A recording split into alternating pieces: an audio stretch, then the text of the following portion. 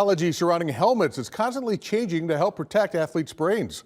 One invention is the Guardian Cap. WIFR reporter Alyssa Kelly talks with researchers and football teams to learn about the effectiveness of the puffy helmets.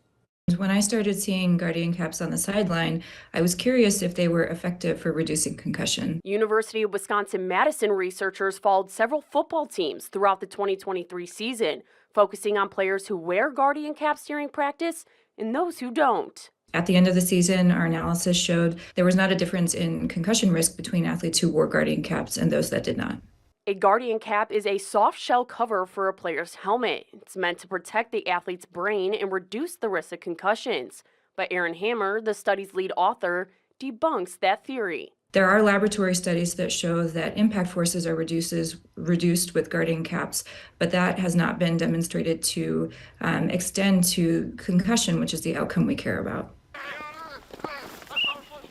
Keenan Janicki, Forreston High School's head football coach, says he needed something to reduce his team's in-practice injuries. They turned to Guardian Caps. We haven't had a single head or concussion injury in practice while we're wearing them, so it's been pretty nice. And Janicki requires players to wear them at practice, no matter what. I don't know all the answers behind it, but I know we're trying to make good decisions in the best interest of kids, so we're completely fine with it. In the Stateline, Alyssa Kelly, WIFR News.